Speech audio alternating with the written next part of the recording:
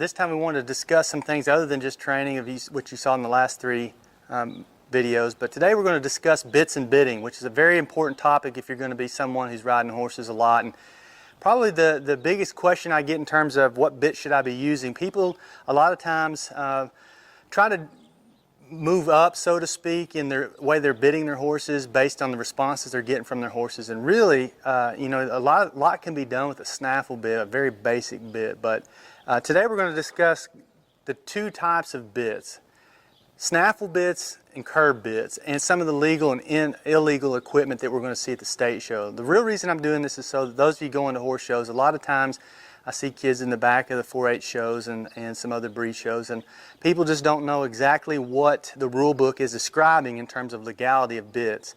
So this video is to give you some ideas of basically what a snaffle and a curb bit are and what the variations can be in terms of legal versus illegal equipment. We'll also look at a Romao and some other types of bits, some English bits as well, in order to get an idea or a sense of what legal is. Now, by no means is this video all-encompassing of everything that's legal or illegal within all breed associations, 4-H clubs, and 4-H horse shows, but it does give you some premise in which to work with. So I would advise you to make sure that you read your rule book under legal tack and attire in order to make sure that you are conforming to the rules of your breed. But in all of the real true sense of the word, a snaffle bit and a curb bit are different in terms of the points of pressure. So here's a snaffle bit, and a lot of times people think that because the mouthpiece is a jointed or broken mouthpiece, that this is a snaffle bit because of the mouthpiece. This is not a snaffle bit because of the mouthpiece. It's a snaffle bit because of the fact that it does not have shanks and does not act with pressure.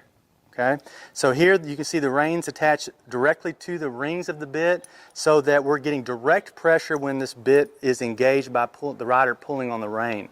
So snaffle bits act with direct pressure, curb bits act with indirect pressure regardless of what the mouthpiece may be. So here we have a O-ring snaffle bit, very easy bit to use on a young horse, especially because of the rounded parts of the snaffles and the ease in which this works in the horse's mouth. Also remember that just because it's a snaffle bit does not mean that it's a very harmless bit. This can be a very harmful bit if used improperly. So be thinking about where the horse's mouth is in contact when you pull, how much you're pulling, and kind of gauge how your horse is reacting in terms of if you want to change to a different bit. So very easy kind of head stall to use with the snaffle bit, O-ring snaffle bit here. If we jump up into a curb bit, here you can see the exact same mouthpiece.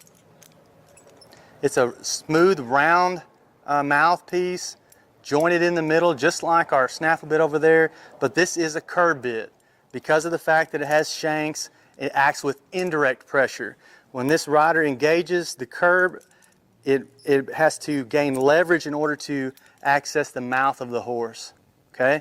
The other thing about a curb bit is it has 3 points of pressure: the bars of the horse's mouth and where this bit's line in the horse's mouth. This chin strap does come into contact, and that's why it's there. All curb bits should have a chin strap or chain. So there's pressure on the back of the horse's chin. And then also on top of the horse's poll, when you're pulling down on this bit or pulling up on this bit, this headstall is pulling down on the top of the horse's poll. So multiple points of contact make this bit a little bit harsher bit. The longer the shank in which you use, definitely going to be more of a needing to be a softer handed rider. Shorter shank bit provides less leverage, less amount of pressure in the horse's mouth versus the same pull on a longer shank bit's going to give more pressure. So when you look at in the rule books, and a lot of times the rule books say that the maximum length on a shank bit like this can be 8.5 inches. That's measured from where the headstall comes into contact with the top of the purchase to the point of pull of the bottom of the curb where the rein would pull.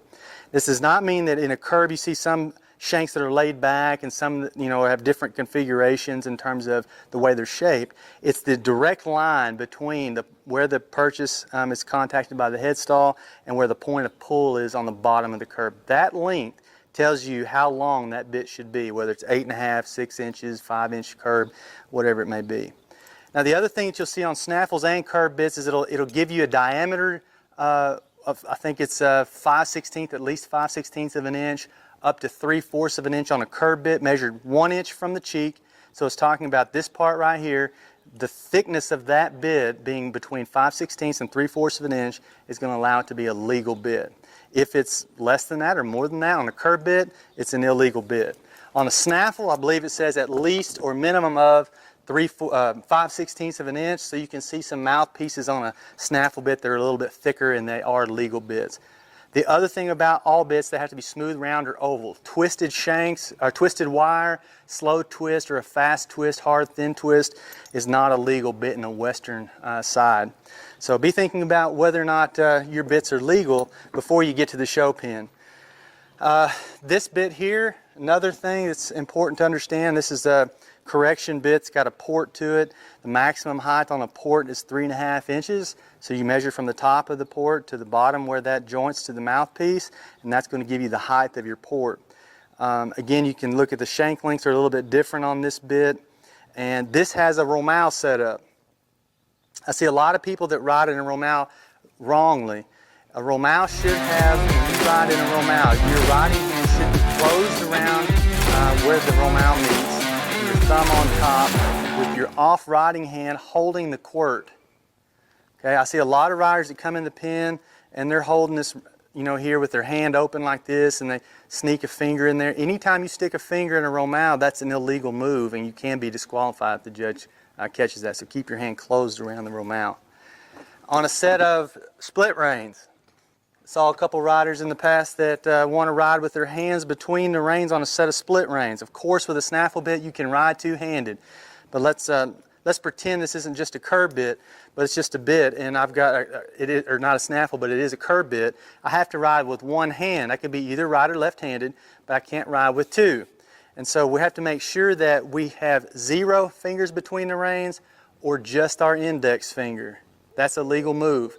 Putting more than that, 2 fingers in here, or even getting a whole grip in between those reins, that's an illegal move and can get you disqualified. This is not a romao rein, so I can't hold it like this. Split rein is not a romao, so I can't hold it like I could the romao. This is a split rein. It has to be with 1 index finger between the reins or none to be legal. On the Western or the English side, we see some variations in types of bits. This is a Kimberwick bit, and you think, this looks just like a snaffle bit that we just looked at, but it's a little bit different in that you can see these joints on the ring, more of a D-ring setup here. It's got rings, attachments for the reins, and what that's for is that those reins are not, that way they're fixed when they're in, and they're not sliding up and down this D. Because of the fixed rein, this bit does act with leverage, and it's more of the style of a curb bit than it would be we'd see as a snaffle bit. This is a legal bit for Western or English events, as well as is a Pelham. You see it has shanks. This is a neat bit too, because we can fix the rein here and make it work or act just like a curb bit. We can also fix reins here directly to the mouthpiece, act with direct pressure, and act more like a snaffle bit. Also a legal piece of equipment, English side. Here's a very typical English full cheek snaffle. Same kind of configuration with the mouthpiece, but we see these long things on the side. This is a nice piece of equipment for Western guys too, because a lot of times, a lot of people start young horses with these kind of bits because the way that fits in the horse's mouth, these full cheeks act to be able to push. When you pull with this left-hand rein, this right side pushes the horse's face. Totally a legal piece of equipment, full cheek snaffle bit. Some other things that you'll see are tie downs, martingales, things like that. Here we have a running martingale. This is a piece of training equipment. It's not a legal thing. There are some, I think maybe jumping or something. There's a few minor things that we can use this piece of equipment legally, but for the most part, our Western events are going to be an illegal piece of equipment. Again, just make sure you look at your specific sport discipline to make sure that you can use that piece of equipment, or if you can't, and then if you don't know from there, find someone who can advise you. Thank you for your time. I hope that this helps and gets you prepared for the next horse show.